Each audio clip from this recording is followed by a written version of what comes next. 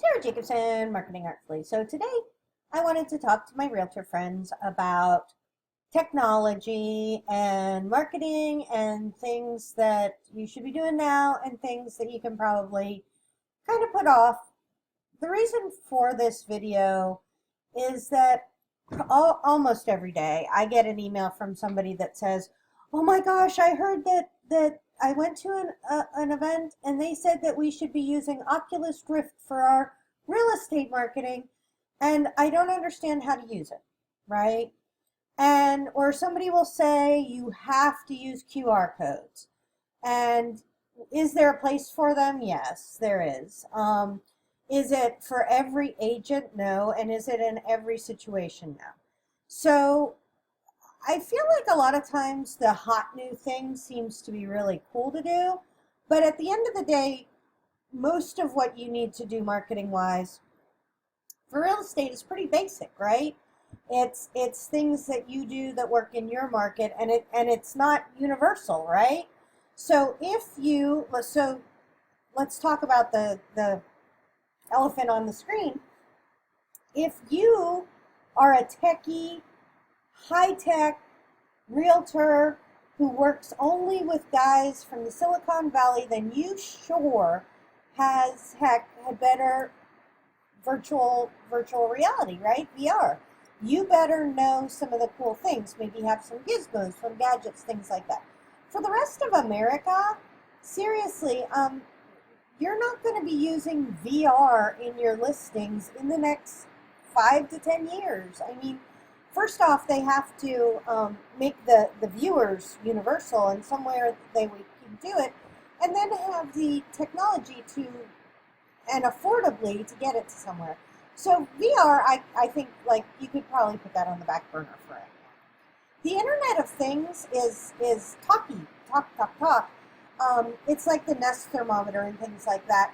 And there are homes that do have that. And if you're listing a home in a very affluent area of Brooklyn or things like that, then the people buying that home may be interested in some kind of having some of those technological bells and whistles, and then you should be able to talk about that intelligently with your sellers, or buyers.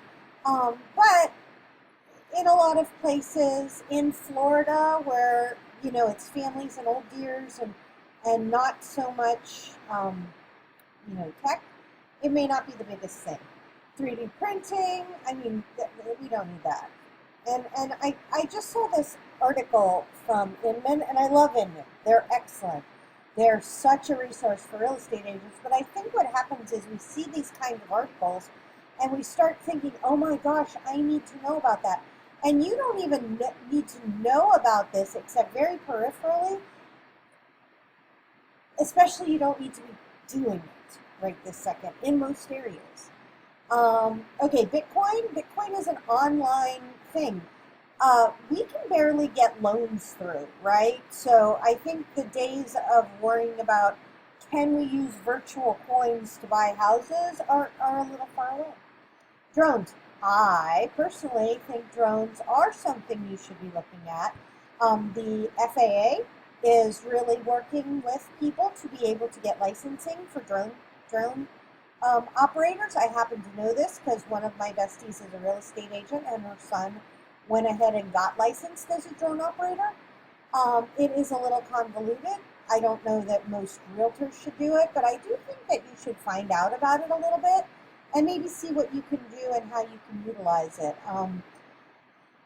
To me, this is the most practical thing on this list. It's amazing what the drones can do. I have a article about this. I will put it in the notes. Big data is actually really cool too. So big data is just a thing. It's saying that they're taking a bunch of information from lots of places and aggregating it. And when we're talking about big data, you're talking about Inman buying information and being able to get it to you. I have the perfect example. Each year, NAR puts out a home buyers, home sellers, like the state of the industry reports. You should be reading those like every year. They give you such good insights into what home buyers are looking for, what home sellers are looking for. I remember back in like 2008, And people were very hesitant to have a blog or to have, much of an online presence really. Still, the realtors in that time weren't sure that they needed a website, let alone to communicate. There was really just Facebook, maybe no social media, and things have changed a lot. And so you really need to know what your demographic is looking to do marketing wise, and you can get that from these big data reports. So a specific example is I hear a lot of people tell everybody they need to be using Snapchat. And Snapchat is a very one-to-one marketing channel. So you are not broadcasting a message out to the universe, you're broadcasting it to whoever's connected to you on Snapchat. And I think for some people, it is very good. If you are doing Brian Buffini and by referral only, and your clientele is young, towards the younger end, if first-time home buyers, really techie people, things like that, then you may want to look into that. But if they're not, if you're selling move up homes, if you're selling condos on the beach, if you're selling a lot of these places, then learning that technology, this may not be the time to do it until there is a critical mass of people who are using it. So please, when you're reading these articles and listening to people, pick something that is congruent with, first off, your area. Real estate is very localized, and so, really consider what is going on. If you're selling in rural America, learning Snapchat is not going to increase your sales, right? It's not going to be something that's going to be really good.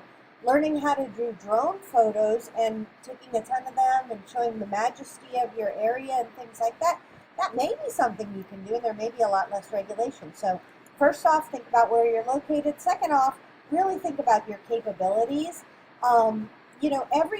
Everybody doesn't have to do everything.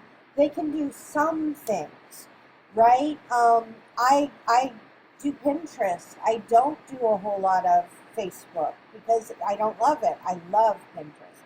I do Twitter. I don't do Snapchat because my clients are realtors.